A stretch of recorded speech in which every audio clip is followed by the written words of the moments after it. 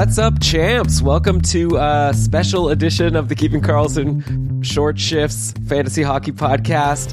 My name is Elon Dubrovsky. Normally, of course, Short Shifts is hosted by Ben and Lewis, but they're on a well-deserved holiday vacation. But I was just sitting here thinking, I have so much to talk about in fantasy. I did that great show with Shams and the Fantasy Hockey Life guys over the weekend, Victor and Jesse, and we dropped some takes there, but I didn't do a normal show. And then if there's not going to be any Short Shifts this week, it's by the time Sunday comes, if I don't open the nozzle and let some of this pressure out, the show would be 5 hours long on Sunday. So I figured I'd empty the tank, give you all the takes on everything that's been going on over the past few days. I'm not gonna have anyone to throw it. This is my first ever solo episode of the podcast, so we'll see how this goes. Dave does it all the time on Stream Scheme and it goes well for him, so why can't I do it for Short Shifts, right? So we're gonna give this a try. It's an experiment.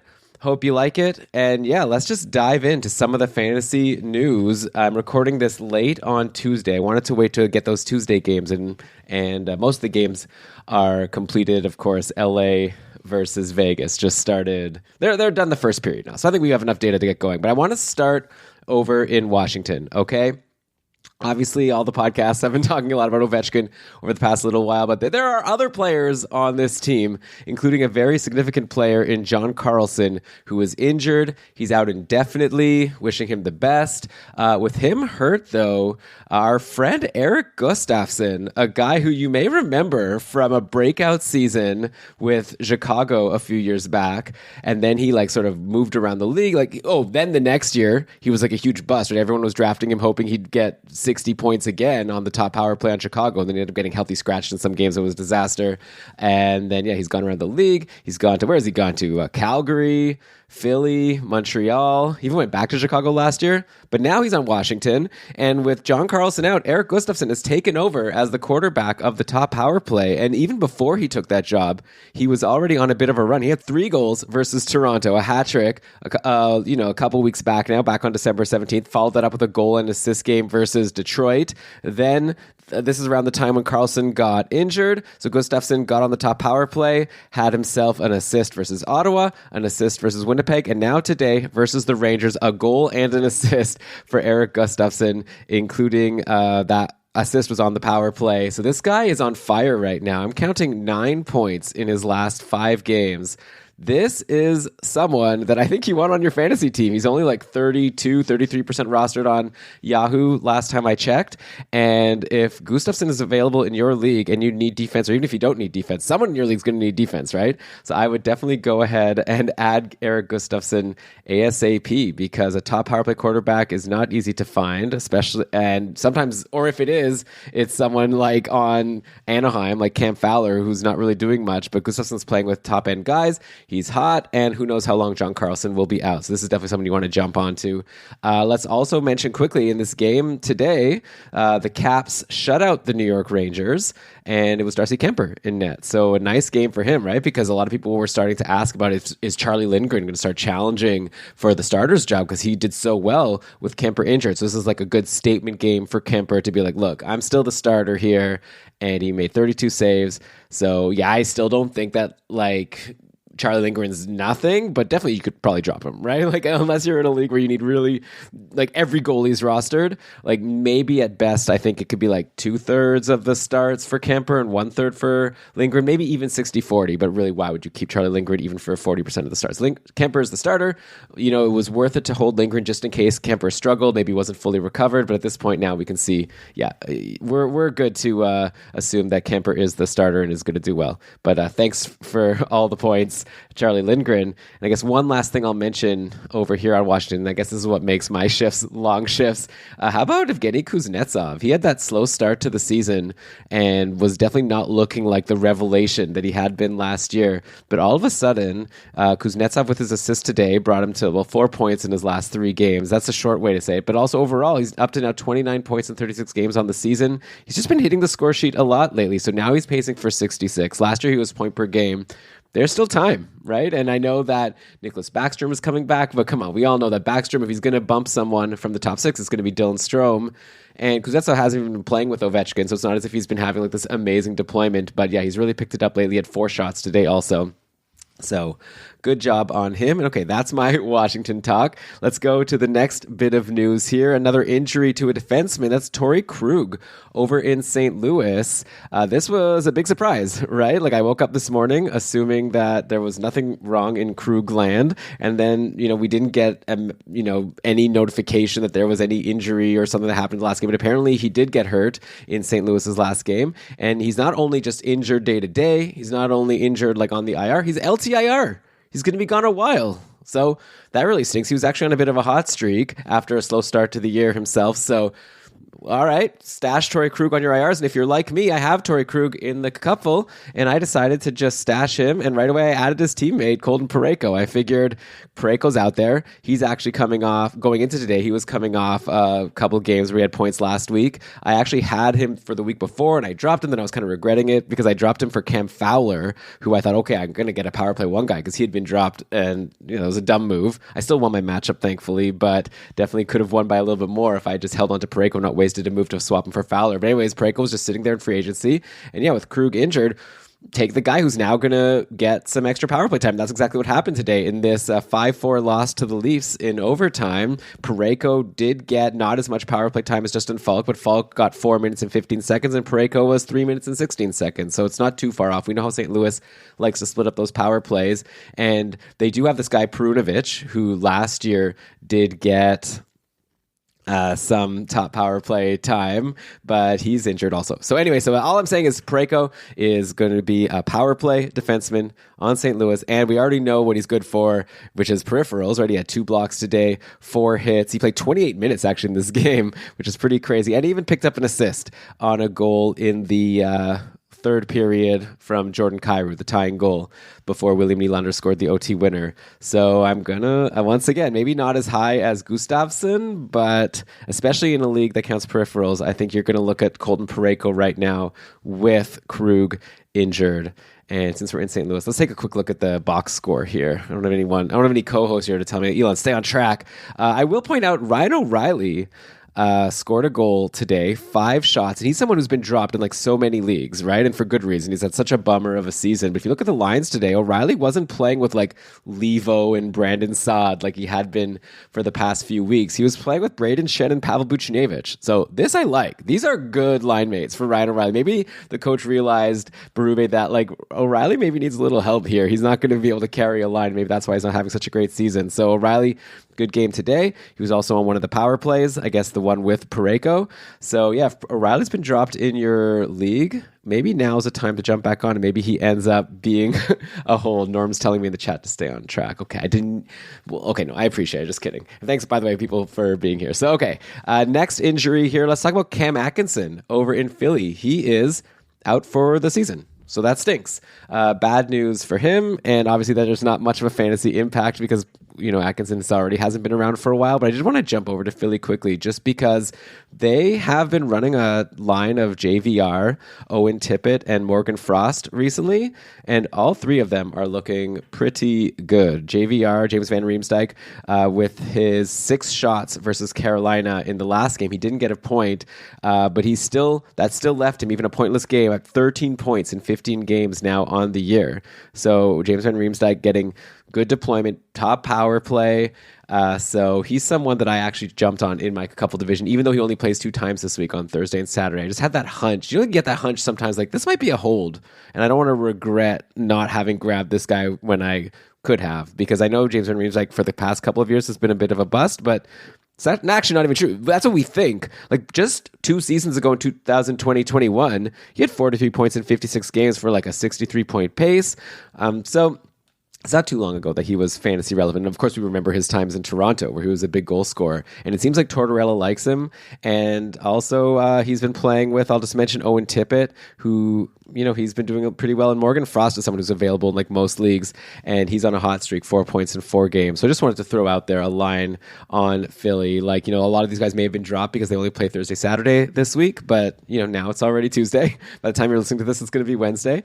So all of a sudden, it's just 2 games in 3 days, which isn't too bad of a stream if you could fit him into your lineup, of course. So yeah, just wanted to mention these guys since I saw the news that Atkinson went out. But okay, let's move on to another injury here. Okay, So over in LA, they're actually playing right now, and Trevor Moore is hurt. I don't think we know the extent yet. Arthur Kaliev also was put on the injured reserve. So that led the Kings to call up our second overall pick from a couple years ago, Quinton Byfield, which is very exciting for some people who have him in their dynasty leagues. Obviously, we're still waiting for him to make an actual impact in the NHL, or at least I guess he's made a minor impact in terms of helping the Kings last year, but not in terms of fantasy. The lines today have been Kopitar, Fiala, and Kempe, and then Phil Deneau centering Iafallo and Arvidsson. So I guess Iafallo gets that Trevor Moore spot. Though if you recall, Arvidsson actually had been bumped to the third line already. So then you could kind of say that Arvidsson is taking I don't even know the other spot. I don't even know what I'm saying. But anyways, I follow Arvidsson Deneau. That's the new line that is the one that's supposed to be the mainstay that's on the ice a lot and good defensively. And anyways, that's leaving Byfield to play with Kupari and Brendan Lemieux. So he's getting really, crummy deployment. And then Velarde with Lizotte and Jarrett Anderson-Dolan. So yeah, when they lose a couple of guys, the depth looks a lot worse. Velarde actually has scored a goal though. So good for him. It's right now. Let me check this out here. Yeah, 1-1 after the first. With this goal scored by Velarde, assisted by Blake Lizotte. On the other side of the game, the Vegas Golden Knights have a power play goal from Michael Amadio. And you might think okay, so I guess the second power play got something. No, it's assisted by Pietrangelo and Mark Stone. This Michael Amadio guy, all of a sudden, a guy who was healthy scratched earlier in the season, is getting primo deploymento, and he is taking advantage of it. So Amadio's also been playing at even strength with Stone and Chandler Stevenson. So he's in the Eichel spot, basically. And yeah, on the top power play with Stone, Stevenson, Riley Smith, and Alex Pietrangelo. So in your, you might be thinking this is only for super deep leagues, but in the short term, Michael Amadio might even be worth taking a look at in your 10-team leagues or 12-team leagues, because not only is he getting good deployment, but dude is on a hot streak. 5 points in his last 4 games now after this goal today. And who knows, this game today, not even over yet. He's also been taking a decent number of shots. So you might need me to repeat this name again because people may not know who he is. Michael Amadio. He's 26 years old. Well, who is this guy? Okay, he started his career on the Kings, it looks like. Oh, he was in Ottawa for a bit. Does anyone remember the Michael Amadio stint on the Ottawa Senators? I sure don't. And then he went to he's on Toronto also? What do you know? But now he's on the Vegas Golden Knights, and he's in a great spot. So you definitely want to take a look at him. What else should we talk about here? Oh, yeah, more injuries. Cole Perfetti is injured over in Winnipeg, and this is not good, right? They already have Wheeler out. Now Perfetti's out. Perfetti's out for a week, and the Jets got creamed today by Minnesota, 4-1. Doesn't look like they made Philip Gustafsson work too hard. Actually, that's not true. Yeah, 31 saves on 32 shots. So they tried their best, but they couldn't get anything past Gustafsson, who I was surprised, by the way. I thought that Fleury would get the start after the break. People who may not have noticed, here's an opportunity for me to just mention things, but on Game Day Tweets, the website I made that Shams helps retweet tweets. Well, Shams is the majority of the retweets. For lines, goalies, so you can just check everything you need to be up to speed on fantasy. So we added a new feature over the holidays where now we come up with little guesses of which goalie is going to play. So obviously once we have a tweet to show you for a specific game which goalie is starting, then we'll show the tweet. But before we have a tweet, we might as well, all these other sites have these guesses, right? They don't even call it a guess. They call it expected. It's according to what? I feel like that's too strong a word, but we're calling it a guess, and it's based on just us storing who we think is the starter and the backup. Anyways, my guess was Fleury for today. And I was wrong. It was Gustafsson. So that's something to watch. And so what was I talking about? Oh yeah, Cole Perfetti is injured. Winnipeg all of a sudden is really lacking in depth. If you look at the lines for today, it's one of these things where they just got creamed, so maybe the things will get shaken up. But yeah, if we wanted to look in today's game, it looks like they just loaded up the top line. Scheifele, Dubois, and Kyle Connor played a lot of time together, leaving... listen to these other lines then when you put these three together, and when Wheeler and Perfetti are injured. We had Kuhlman, Stenlund, and Axel Johnson Fajalbi. And then Adam Lowry centered Jansen Harkins and Morgan Barron. And Sam Gagne centered Michael Asimont and David Gustafsson. So, Yeah, that happened. So who here is surprised that Winnipeg wasn't able to beat the Minnesota Wild? I definitely am not. So anyway, okay, that is the news on Winnipeg. I don't even have like fantasy advice here. What am I going to say? Go grab. Maybe if someone was playing with like Dubois and Connor, but even like it was like Kevin Stenlin or Carson Kuhlman were getting these spots. Was I really going to recommend them? No, but I'm giving you guys news here. So another piece of injury news, and then I'll go into a quick ad break here. In the Islanders. I was going to say in New York, then I thought, no, that's the New York Rangers. What do you say? In the island, which is not, okay, what am I doing here? I'm pulling a Dave Benton, just like kind of making jokes here. We got to be serious. Wallstrom is injured. That's all I wanted to say. And Oliver Wallstrom was playing on a line, I think with Barzal on the top line. But anyways, he's hurt now. He left in the middle of the game. So if we look at what the lines were for the rest of the game, Barzal was playing with Josh Bailey and someone named Hudson Fasching, who I think, took over for Wallstrom. And I believe Fasching even had an assist today. I'm not going to really recommend him, and probably things will get shaken up. Also Anthony Beauvillier is in a really good spot in the lineup right now. He's playing with Brock Nelson and Anders Lee, and he was playing on the top power play, though I am actually seeing today that they did put Peugeot back there. So actually forget everything I said about Anthony Beauvillier over in our draft that we did over the weekend, the 50% or less rostered draft. I was thinking, exciting for Beauvillier, and he had a big game. But nothing today. The big star of the day was definitely Matt Barzal. Scored a couple goals, redirected Hudson Fasching shot. I guess that was his assist. 5 shots for Barzal. I just traded for him recently. If you've been listening closely to Keeping Karlsson, I traded Trevor Zegras for Barzal. I asked Brian if he thought I should. He said yes, and I went ahead and did it. And ever since, Barzal's been scoring some goals for me. So definitely not complaining about that. 5 shots also today for a guy who generally isn't such a big shooter on the season. Barzal is averaging only 2.4 shots per game, but I'd love to see that get higher as the season goes on. Anyways, that's not really fantasy advice, but with that, I'm going to go to a break. So hope you're enjoying this solo venture that's not as edited as normal, and I don't have anyone to banter with. If you're liking the show, I'd obviously be curious to hear your thoughts, so you could tweet at Keeping Karlsson or let me know in the Discord, or I could probably be reading in the chat here. But I don't want to get distracted. So anyways, we're going to take a break. We're going to be back in just a sec. You're listening to Keeping Karlsson.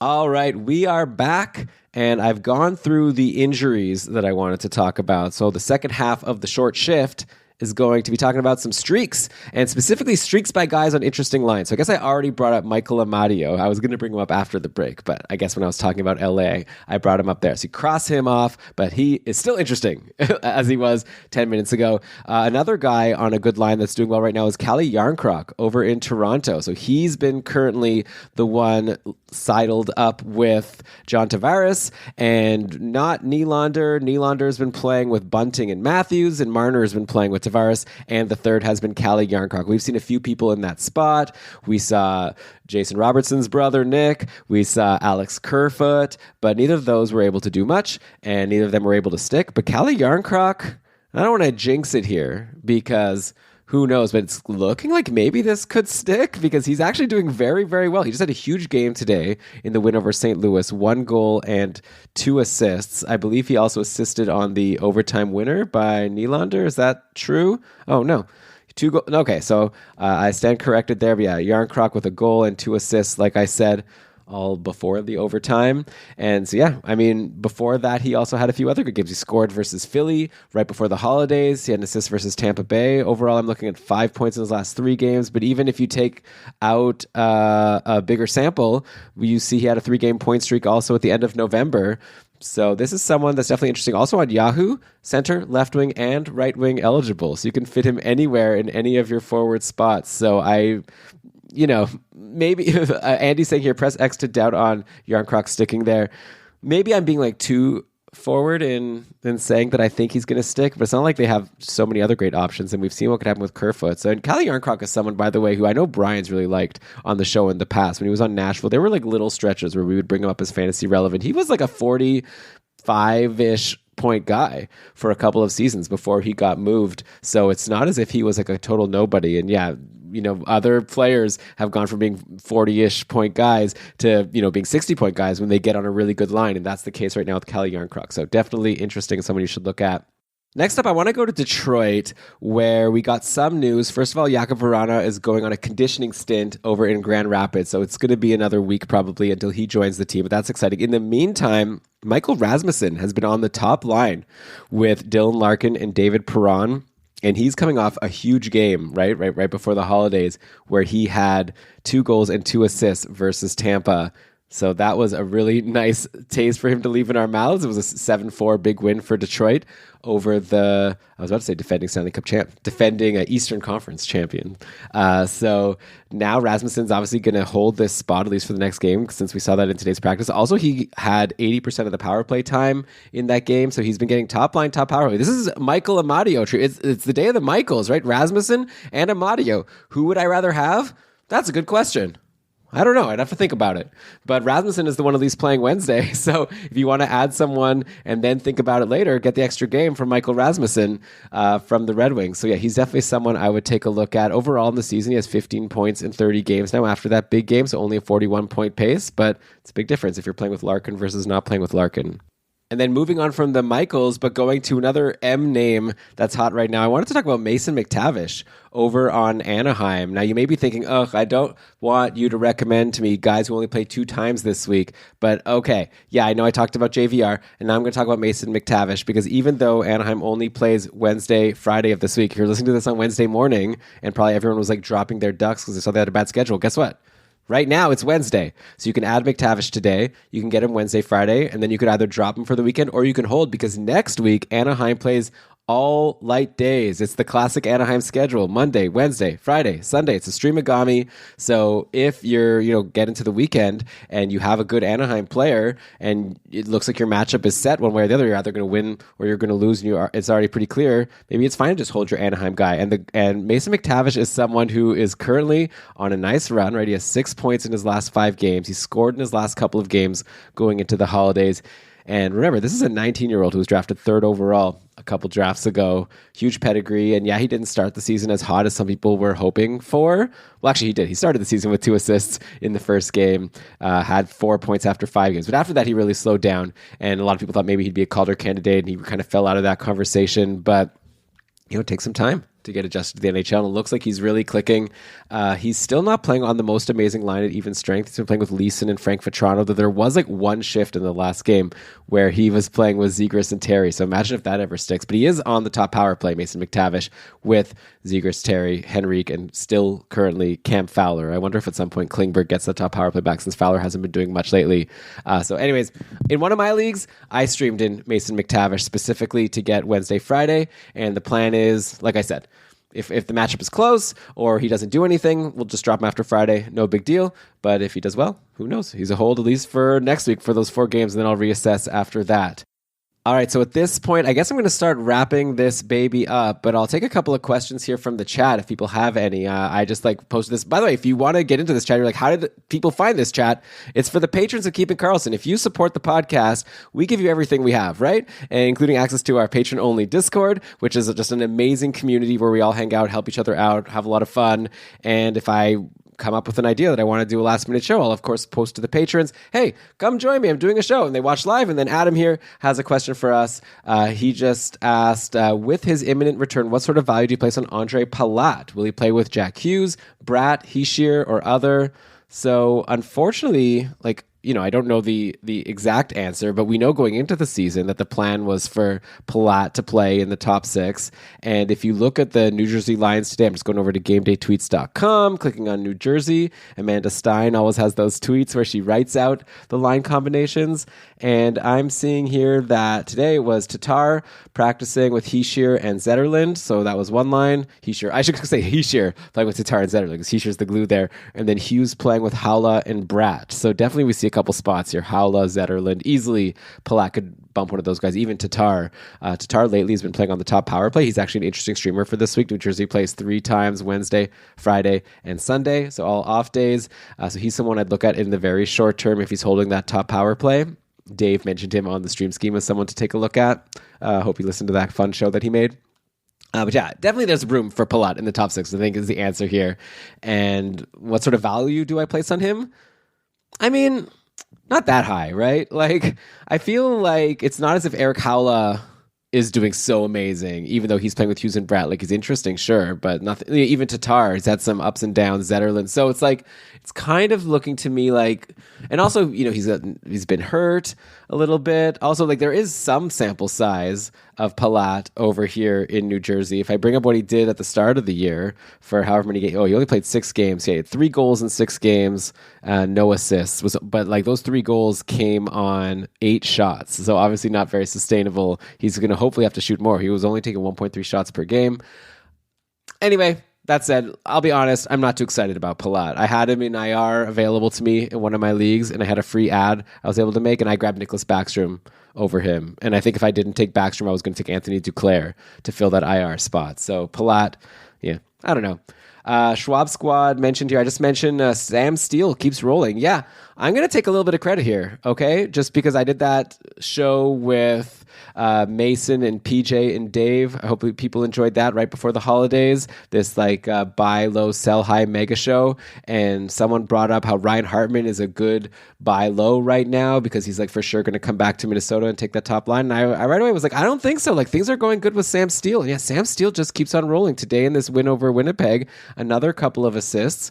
What does that bring him to? Let me just bring this up here in terms of his current streak. And yeah, before that, he had a couple of games with no points. But then before that, he had a 3-game point streak, including a couple of multi-point games in that stretch. So Sam Steele, like, yeah, if you want assists and potentially 2 assists in a game, he's been pretty good for you. I think he's going to hold this spot centering the top line for as long as Minnesota keeps rolling and maybe just for the rest of the season. So he's never going to be someone who's going to win you tons of matchups just because, he's not giving you much outside of those assists. He doesn't score very much. He doesn't shoot very much. He's not a hitter. But if you want some empty calorie assists, it looks like Steele's going to be a pretty reliable source if he's going to be playing with Kaprizov and Zuccarello. So yeah, keeps on rolling and good for him. All right, well, that's everything I have for today. This has been so much fun. Thanks to everyone in the chat for joining me here and giving me some suggestions, things to talk about and keeping me entertained. And thanks, everyone, for listening. I definitely would love to hear what you think about this little experiment and whether it's something I should consider doing again in the future, just talking to myself like a crazy person. But yeah, there's, fantasy hockey is so fun. And there's like every day we get more news like this, so it's fun to go through it. But anyways, done for now. Definitely stay subscribed to Keeping Karlsson for more shows.